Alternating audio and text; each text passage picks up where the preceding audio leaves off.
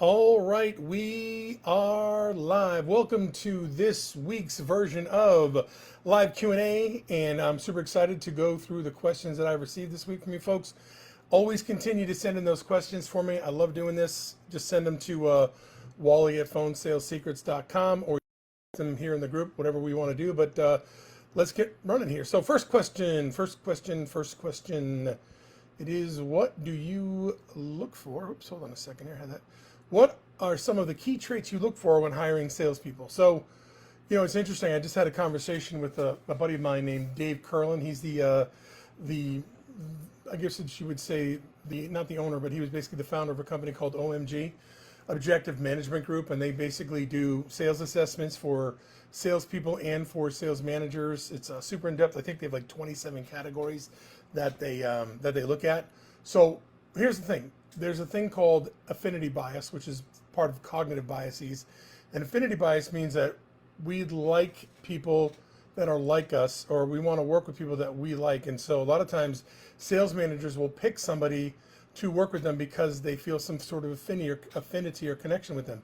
Fact of the matter is that it's probably the worst reason to hire somebody. And so if you're a sales manager, make sure that you're as objective as possible when you're hiring these people. That said, obviously skill is super important, especially in the sales world.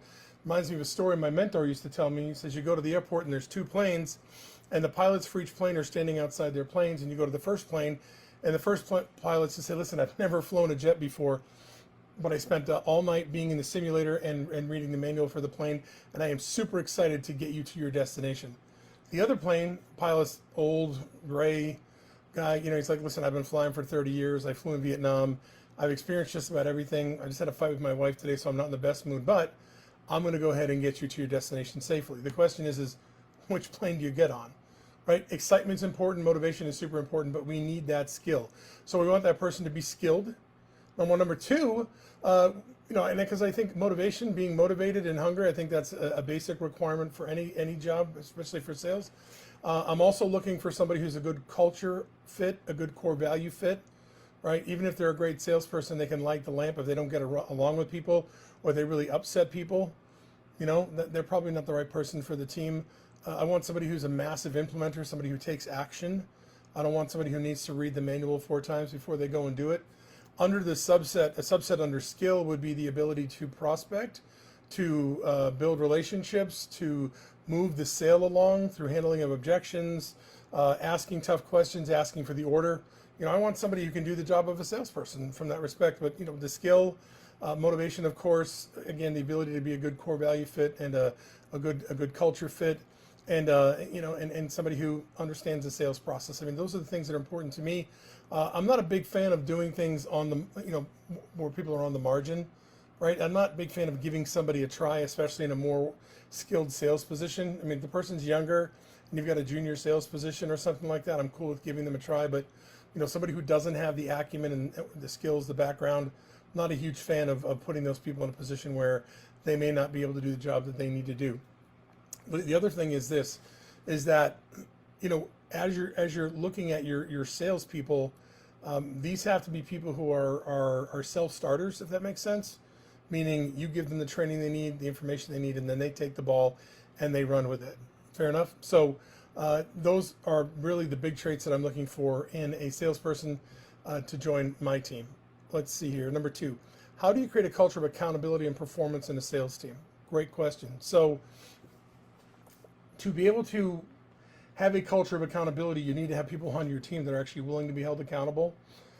Most people want accountability until they get it, and then they don't want it. The reason that people don't want to be held accountable is because of self-esteem, low self-worth, and need for approval. Like, folks want to be held accountable. I really believe that. I think they want to be in the presence of somebody who's going to help them get to the next level. That being said, a lot of folks don't want the accountability because they don't want to let somebody down. They don't want to look bad. They don't want to feel like they're being rejected. And the odd thing is, that's an ultimate catch-22, because the whole point of having somebody hold you accountable is so you get better. That's like, so you get better and better and better, but you can't get better if you can't take feedback. So, if you're not willing to take the feedback, you can't be held accountable. And if you get accountability but you don't listen to it, then you're not going to grow either. So number 1, you have to have people that are willing to accept accountability, accept feedback, and respond to that. The other part of the question is performance. Well, if you look at the Navy SEALs, it's a beatdown getting into becoming a Navy SEAL, and there's a bar, and you're either above the bar or below the bar. And if you're above the bar, great, you stay. If you're below the bar, you get a chance to be above the bar or you leave. Now, there's a great book by Bradford Smart. It's actually two. He's got Top Grading and then Top Grading for Sales. Basically, what he says is that, you set the bar here, and then you have the people who are in your organization see if they can be above the bar or below the bar. Whoever's below the bar, if they can't get above the bar, you get rid of them. And the new people you bring in are going to be on a new bar that you set. So the old people were at the old bar, now you're at the new bar. And so you bring in new people at the new bar, and then the old people that were above the first one, you take them to the second level. The whole point is you're continually getting to the point where you're hiring people and bringing people in who are of the highest quality, that are performing at the highest level, and you either make it or you go. And every time you hire new people, they're above the old bar until the point where you get where everybody's performing at a high level, and that requires accountability and tracking. Okay, and so you have to have that kind of approach. You can't just say status quo. And interestingly enough, this brings up a point. Most businesses, real estate, everything else, have been humming along like crazy for the better part of 21 and 22.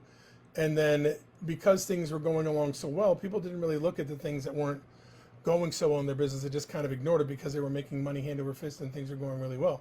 Now that things have slowed down and things aren't as busy, owners of businesses, entrepreneurs, self-employed people are looking back, and all the sins that have been hidden by this amazing growth are now exposed.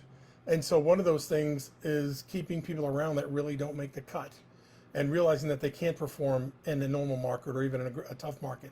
They were just doing well because everything was doing well, right? A rising tide raises all boats. So, keep that in mind, that you always have to have performance minimums for people, and you always have to be holding to them to that accountability level, and you always need to be checking in to make sure that they can make it whether things are awesome or not so great. Last question. What is the one big mistake you see sales managers make when working with their team? Well, I think the biggest one is hiring people they shouldn't hire. That's first and foremost. But I think secondarily is not having tough conversations with people. Ultimately, as a sales manager, you're responsible to get these people to do what they're supposed to do. And again, if you have an affinity bias, which I think we all have an affinity bias, we want to be around people that we like. I mean, that's how we have friends and we're part of groups. But over and above that, you need to be able to sit with somebody and say, hey, you're doing this well, but you're not doing this well.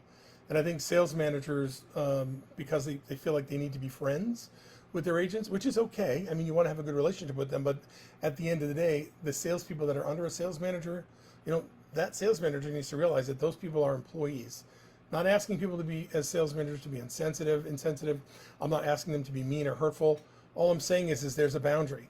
And that boundary is, when you're doing a great job, I'll give you a pat on the back.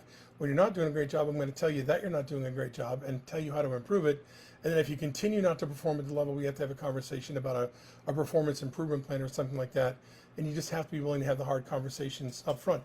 Michael Reese, used to say all the best relationships start by answering all the hard questions first. And I think, you need to be able to get those hard questions answered and have hard conversations with people and not shy away from that, because ultimately you'll be keeping people on your staff that necessarily shouldn't be there. Okay, that's all the questions I have for this week. Again, you can always hit me up at Wally at phonesalesecrets.com. Send me a question there. You can post something right here. Love to see it either way, but always good to have you folks here, and we'll look forward to talking to you soon. Take care, and always be kind to yourself.